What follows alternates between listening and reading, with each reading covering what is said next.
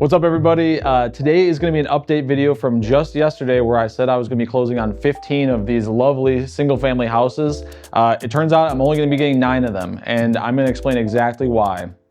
Basically, when I walked through all these properties originally, I only walked through the vacant units because it's a lot easier to see vacant units because there's nothing to coordinate. I don't have to coordinate with tenants or property management companies. I can just show up whenever I want and get the lockbox, open the door, and go check it out. So I checked out these properties maybe 2 months ago when it was still cold outside here in Milwaukee. And since then, I hadn't visited them, but we were coming up on closing, which was supposed to be today. It is now delayed till next week. And I went to go see the properties because conditions can change. And this is a great example as why you need to go check out properties, specifically vacant ones, before closing on them, even if they were good when you saw them the first time. From the time that I left to now, we went from winter time to spring, everything thawed out, and it turns out that these properties were not winterized properly, and they now have insane mold damage, water damage, and unknown issues that I didn't know about when I originally walked through them. So walking into this place for the first time since I saw them, it became immediately apparent that there's a problem, not only from the visuals, but also from the smells, and you can just feel the humidity in the air. And if you look just in the very entryway, we've got this wood paneling here, which I originally had planned to replace with just complete drywall, but you can see there's already mold like literally growing on the wood paneling. So this place got frozen over the winter. The pipes expanded, and then when they thawed, they broke, and the water just basically infiltrated this entire place. And so with things like carpet, once water gets into it, it just soaks the entire carpet, and you can see the mold is just stretched all the way around this whole living room into the kitchen area. You can see even it's so soaked in here that the flooring, if you can pick it up, is actually like wet because there's so much water underneath it. And the reason is the water main right here is fed from underneath the property, and the water lines go, some of them go into the ceiling and some of them go underneath to the kitchen area here. All those have possible water damage and have now soaked the subfloor, which is just spread throughout the entire house. And so when we walked into this, we see this and we say, oh man, like this is significantly worse than what we originally thought. When I originally walked through here, I said, okay, we're gonna redo the cabinets and the kitchen area as a whole. We're gonna redo the flooring. But now it turns out you're gonna have to rip all of this up. You have to redo the subflooring, and you have to identify the plumbing leaks. And in a property like this, the plumbing isn't straightforward like some of the new builds. In this house, it's kind of twists and turns. It goes under, it goes up and over because they're such small houses. So trying to identify those leaks and mitigate those, as well as replace the entire subfloor, remove all the mold damage. I mean, you have to fix this. This is literally all mold on this. So you have to get rid of this, which means you need to get rid of the wood paneling. I mean, it's literally soaking wet when I touch it. So you have to get rid of the wood paneling. You have to redo all the drywall. And now this becomes an entire gut job, where I thought it was just gonna be flooring, paints, windows, maybe a little bit of kitchen work. I budgeted about $5,000 per house, and now it could be tens of thousands of dollars per house. And at the end of the day, you're still only gonna have a 2-bed, 1-bath, single family house. Here we are in one of the bedrooms, the same situation basically. This carpet is all soaked. There's mold, like maybe an inch worth of mold growing off of this. You can see on the bottom of the door here, this is a great example, more mold growth. Probably in the back side of the door too, I'm sure. Oh yeah. So this is all moisture throughout the entire house. And so you can see the problem. You can't just paint over this and call it good. You have to actually get rid of all of this. So the work became way more extensive. And most of the mold is down here close to where the floor is soaked, but it's all seeping into everything up here. So it's not like this is all safe. This is all gonna have to, at least from here down, probably be removed, if not the complete drywall for the entire house, which basically means it's a tear down to the studs. So the math on that just totally changes. Instead of $5,000 for 672 square feet of flooring and some kitchen cabinets and maybe a bathroom, now you're looking at tearing out everything in here, and you still have to deal with things like you can see up here, this is starting to sag, which is indicative of possibly some sort of roof leak. So potentially you're doing all this and you still have a roof that leaks, which means you need to replace a roof too. So quickly the numbers start adding up, and now what was a really great deal, like I thought and had said, has become a really bad deal. And it only gets worse as you walk through the house. So that's it for the majority of the interior of this house specifically. As far as the exterior goes, I got quotes and bids out for all of the 15 houses I was supposed to buy. That included replacing the soffits, the fascia, the siding, and touching up a lot of the inconsistencies with these houses. The range for those fixes was somewhere between $10,000 and $12,000 per house.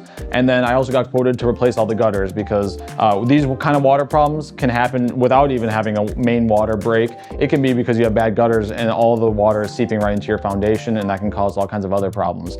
In the case of these houses, there's no basement, so that's not a concern, but there is still basically a subfloor here that can get soaked up. So I want to replace all the gutters on all the houses as necessary, and they're charging me $15.40 per linear foot. So these houses are roughly 28 by 24, so you can quickly do the math and figure out roughly what that's going to cost you.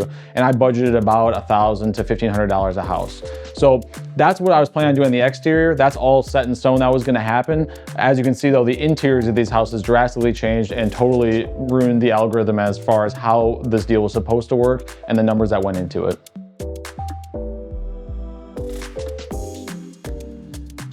All right, so here we are inside of another example of this house. It's almost an exact carbon copy of the house previous to it. But this one is kind of interesting because the floor is ripped up, and it gives you a great way to see just how bad that water damage is and what it does to the subfloor. So this is the flooring that they had installed, just kind of, you know, vinyl plank, I guess, that they put in there. Underneath it though is the subfloor, and you can see here it's black. It's soaked with water. It's moldy. I can see it already. It's terrible right there. There's a hole in the floor. There's all kinds of stuff happening. But if we walk back a little bit, you can see that it goes from being moldy and disgusting to eventually it's actually dry down there. So it gives you an indication this house probably didn't leak as bad. So it soaked this whole kitchen area because the water meter is right there, but it didn't quite make it all the way to the living room. So just another example of what can happen with water damage. It's one of the worst things you can have to deal with. And in the case of these houses, they all have that, and they're all dealing with that. So not ideal by any means. So what was the resolution of all this? We have mold-ridden properties that have water damage, and the scope of work is far greater than I anticipated. What did we do about it? Well, after we got done touring all these properties, I called the agent that I'm working with. And for those of you who know, I am usually my own agent, but in this case, I'm working with a realtor who I've built a relationship with. And in this case, it really actually paid off quite well, because I called him up and I said, hey, from when I toured these properties 2 months ago, let's say, to today, the condition of these vacant ones at least has drastically changed. And he kind of sighed and said, oh man, here we go. Because he's been trying to sell these properties for a long time. Like I said, this is 2 years in the making. So I called him, I talked to him about it, and he reached out to the seller and told him, hey, this is what's going on. And the seller immediately was not really receptive to this, we'll say. There's some text messages back and forth between him and the agent, and he basically said, like, he'll take this to court. He's not gonna sign a cancellation of the contract, so we're gonna move forward with it, which is not exactly how that works. There's a lot of protections built into the contract for material changes like this that happen to a property before you close on them. But the key is here, I came out here and discovered them before closing. Had I not walked through these, I would have closed on these potentially today, and I wouldn't have known about this until I walked in for the first time after closing. And by that point, it's all over with. There's no recourse really. You could try, but it's a lot more complicated once you own the properties than prior to closing. So I came to them, we went back and forth, and what we ultimately settled on was that I'm gonna take all 6 of these and remove them from the offer completely. So the offer now goes from 15 properties down to 9. And this also caused me to have to offer a little bit more money because I took on a mix of vacant properties and occupied properties. And now the new offer has 8 occupied properties and only 1 vacant property, which happened to not be water damaged. So what that meant is I'm getting a little bit better deal because I don't have to renovate the interiors. They're already lived in by somebody. I'm really just focused on the exterior repairs. So I offered $72,750 on average for the 9 properties that remain. And so that's the new offer. That's what we're moving forward with as of today. The 6 properties that are vacant are now excluded from the offer completely. I could revisit these at a later time, but it would have to be at a much lower basis price than where I was at because of the obvious things that we just talked about. So moving forward, 9 properties, 8 of them occupied, 1 of them vacant. We're gonna do the exteriors on all of these, get rid of all this old wood siding, the gutters, the soffit, the fascia. And for the one vacant property, we're gonna redo the interior and we're gonna package those all up. We're using hard money to close it, so no money down on my end except for the funding fee to close that deal. And then once we get them all cleaned up and stabilized, hopefully in 2 to 3 months from now, we'll take them to a big bank, we'll package them all up and put them on a long-term loan and set them and hang on to them for hopefully a long time. And that's the plan. So this is a great example as why you need to go tour your properties before you close on them. I generally try to see every single unit that I buy. There have been a couple times where I haven't, but when it comes to vacant properties, especially in a place like this where there's freezing and thawing and potential issues with that if they're not winterized, that's why you gotta go through them. If you don't, you could leave yourself exposed to basically an unlimited amount of risk because there's an unlimited amount of things that might have to be done to these properties to bring them up to a livable standard. And that's basically what happened. So I appreciate all of you guys sticking with me through this video, taking a look at some of the stuff that I look at daily here in Milwaukee. And I appreciate all the comments as always. I'll talk to you soon.